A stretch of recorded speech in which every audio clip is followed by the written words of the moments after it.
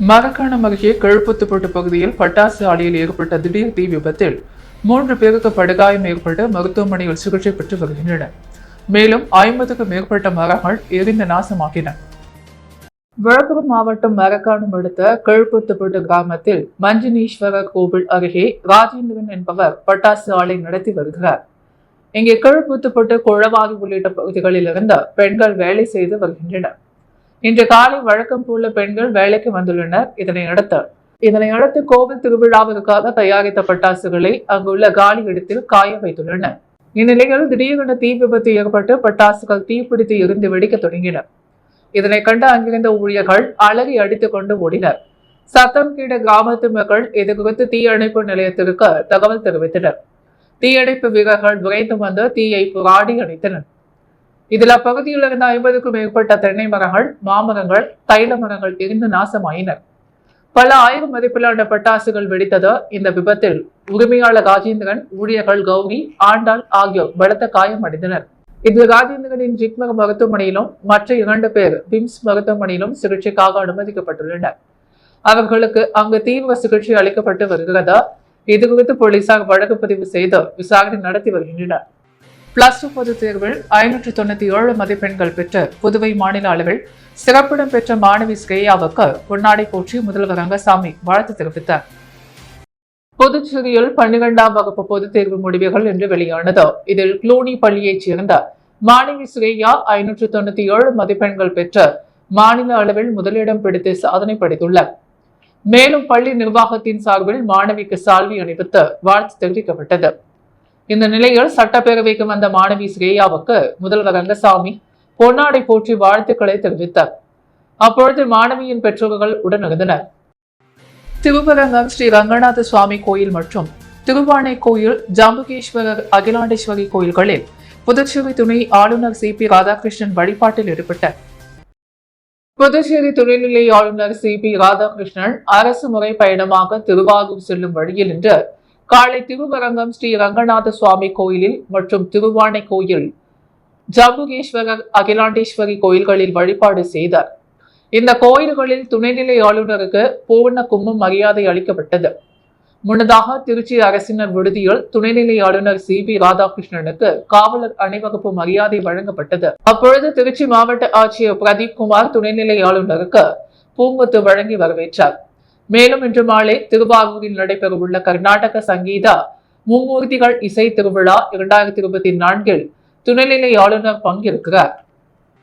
2ஆம் உலகப் போரில் உயிரிழந்த வீரர்களுக்கான நினைவு தூணில் புதுச்சேரி ஆட்சியர் குலோத்துங்கன் மரியாதை செலுத்தினார். 2ஆம் உலகப் போர் நினைவு நாள் மே 8ஆம் தேதி கடைபிடிக்கப்பட்டு வருகிறது. அதன் அடிப்படையில் புதுச்சேரி கடற்கரை சாலையில் உள்ள போர் வீரர்கள் நினைவு தூணில் புதுவை அரசு சார்பில் ஆட்சியர் குலோத்துங்கன் தலைமையில் மலர் வளையம் வைத்து மரியாதை செலுத்தப்பட்டது. நிகழ்ச்சியில் பிரான்ஸ் அரசு சார்பில் புதுவைக்கான பிரான்ஸ் நாட்டு துணை தூதர் ஜான் பிலிப் உத்தர் உள்ளிட்டோருக்கு மலர் வளையம் வைத்து மரியாதை செலுத்தினர். 2ஆம் உலகப் போரின் பொழுது உயிர்நீத்த வீரர்களுக்கு மரியாதை செலுத்தும் விதமாக இந்தியா, பிரான்ஸ் நாட்டின் தேசிய கீதங்கள் இசைக்கப்பட்டு மௌன அஞ்சலி செலுத்தப்பட்டது. இதில் ஏராளமான பொதுமக்கள் பங்கேற்றனர். புதுச்சேரி காங்கிரஸ் கட்சி சார்பில் காமராஜர் நகர் தொகுதிக்குட்பட்ட ரெயின்போ நகரில் அமைக்கப்பட்ட நீர்மூர் பந்தலை காங்கிரஸ் தலைவர் வைத்திலிங்கம் திறந்து வைத்து பொதுமக்களுக்கு இலவசமாக நீர்மூர் வழங்கினார். புதுச்சேரி காமராஜர் நகர் தொகுதியில் காங்கிரஸ் கட்சியின் சிறப்பு அழைப்பாளர் வினோத் ஏற்பாட்டின் பெயரில் காங்கிரஸ் கட்சி சார்பில் இலவச நீர்மூர் பந்தல் ரெயின்போ நகர் சந்திப்பில் இன்று திறக்கப்பட்டது. இதில் சிறப்பு விருந்தினர்களாக கலந்து கொண்ட காங்கிரஸ் கட்சி தலைவரும் MP-யுமான வைத்திலிங்கம் நீர்மூர் பந்தலை திறந்து வைத்து இலவசமாக பொதுமக்களுக்கு மோர், தர்பூசணி, நுங்கு போன்ற குளிர்ச்சியான பொருட்களை பொது வழங்கினர். இதில் ஏராளமான பொதுமக்கள் பங்கேற்று இலவசமாக மோர் மற்றும் குளிர்நீர் பானங்களை அருந்தி சென்றனர். புதுச்சேரி உப்பிளம் துறைமுக வளாகத்தில் நடிகர் ரஜினிகாந்தின் வேட்டையின் திரைப்படத்தின் படப்பிடிப்பு நடைபெற்றது.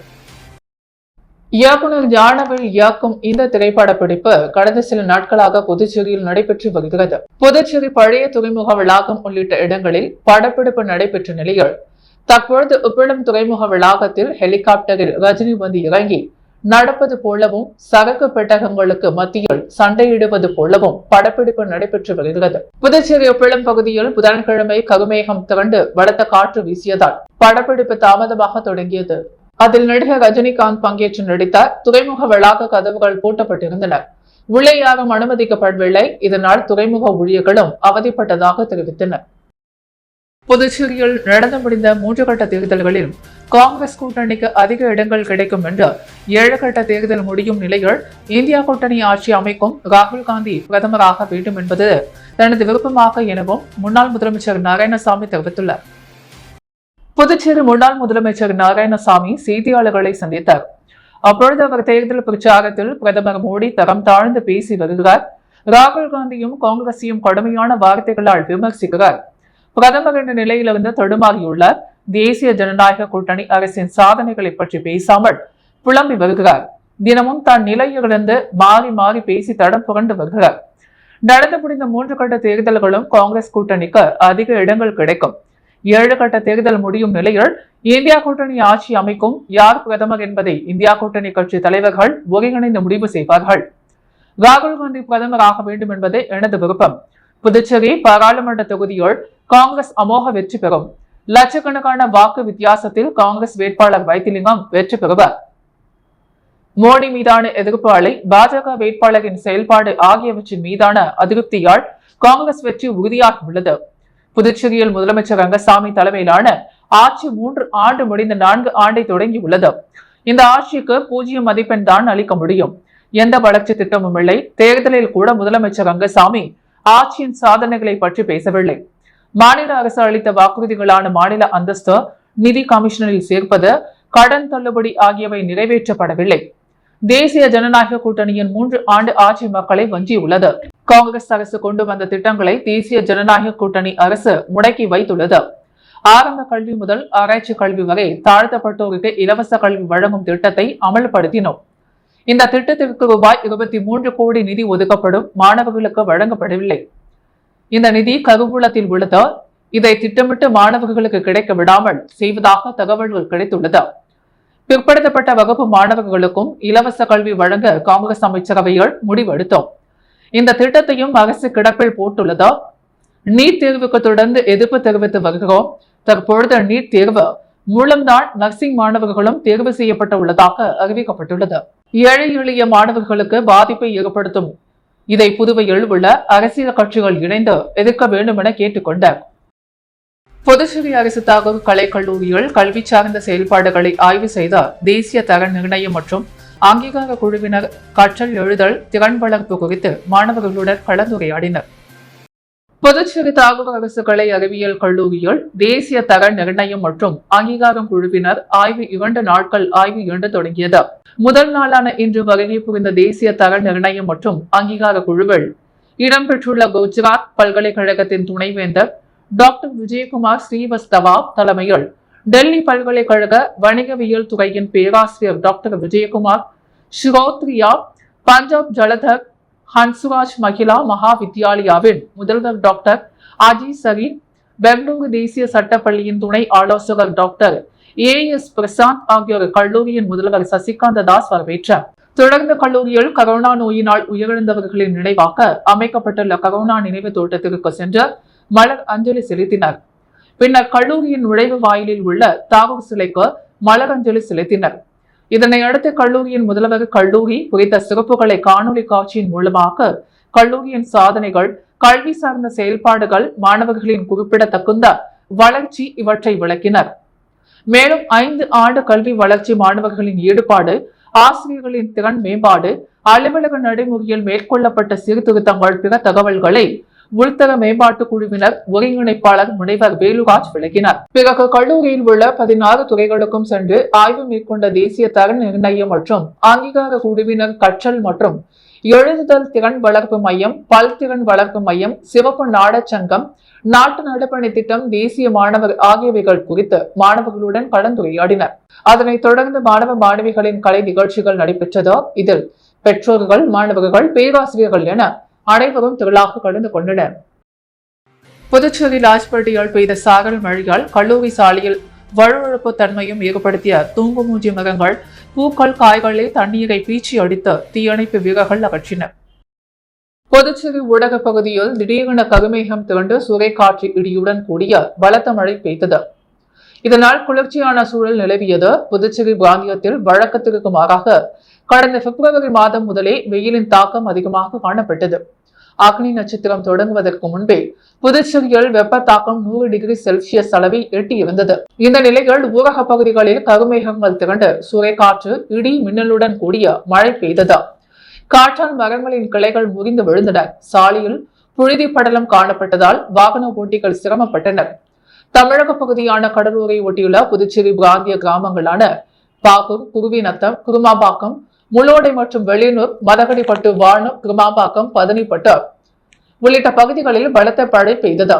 சுமார் 1 மணி நேரம் பெய்த மழையால் சாலைகளில் தண்ணீர் பெருக்கெடுத்து ஓடியது. அதே நேரத்தில் புதுச்சேரி நகர பகுதிகளில் மழை பெய்யவில்லை. பலத்த காற்றும் வானிலை கருமேகங்களும் மட்டுமே காணப்பட்டது. ஆனாலும் இதமாக சூழலால் மக்கள் மகிழ்ச்சி அடைந்தனர். இந்நிலையில் புதுச்சேரியை அடுத்த லாஸ்பேட்டையில் சாரம் மழை பெய்தது. இதனால் கல்லூரி சாலையில் இருந்த ரெயின் ட்ரீட் எனப்படும் தூங்குமூஞ்சி மரங்களில் இருந்த கிளைகள், பூக்கள், காய்கள் சாலையில் விழுந்தனர். இவற்றின் மீதான வாகனங்கள் சென்ற நிலையில் அதன் வழுவழுப்பு தன்மையால் இருசக்கர வாகனங்களில் சென்றவர்கள் வழுக்கி விழுந்து தொடர் விபத்துகளை சந்தித்தனர். இதுகுறித்து தீயணைப்பு நிலையத்திற்கு தகவல் அளிக்கப்பட்டது. தொடர்ந்து அங்கு வந்த தீயணைப்பு வீரர்கள் சாலையில் தண்ணீரை பீச்சி அடித்து வழுவழுப்பு தன்மையை அகற்றினர். பின்னர் போக்குவரத்து சீரான. புதுச்சேரி மகளிர் காங்கிரஸ் சார்பில் நடைபெற்ற ஹோமியோபதி மருத்துவ முகாமில் ஏராளமானோர் பங்கேற்று சிகிச்சை பெற்று பயனடைந்தனர். புதுச்சேரி மகளிர் காங்கிரஸ் சார்பில் ஹோமியோபதி மருத்துவ முகாம் காங்கிரஸ் கட்சி அலுவலகத்தில் நடைபெற்றது. இதில் சிறப்பு விருந்தினராக கலந்து கொண்ட முன்னாள் முதலமைச்சர் நாராயணசாமி, காங்கிரஸ் தலைவர் வைத்திலிங்கம் ஆகியோர் மருத்துவ முகாமை தொடங்கி வைத்தனர்.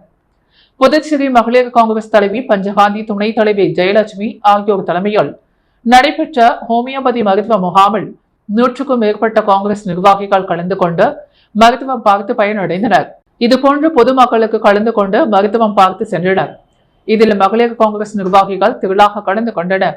ஆர்எல்வி பேரவைக்கு மாநில நிர்வாகிகள் அறிவித்த முதல் பட்டியலை நிறுவன தலைவர் ஆர்.எல். வெங்கட்ராமன் வெளியிட்டுள்ளார். தற்பொழுது புதுச்சேரி ஆர்எல்வி ஜனநாயக பேரவைக்கு 6 பேர் கொண்ட புதிய மாநில நிர்வாகிகளின் முதல் பட்டியலை நிறுவன தலைவர் ஆர்.எல். வெங்கட்ராமன் வெளியிட்டுள்ளார். அதில் சமூக பணிகள் அக்கறை கொண்டவரும் அவருடன் இணைந்த பல ஆண்டு காலம் சமூக பணியாற்றியவரும் நடிகர் சூர்யா ரசிகர் மன்றத்தின் முன்னாள் தலைவரும் இதுவரை மாநில அமைப்பாளராக செயல்பட்டு வந்த சிவகுமரன் மாநில தலைவராக நியமிக்கப்பட்டுள்ளார்.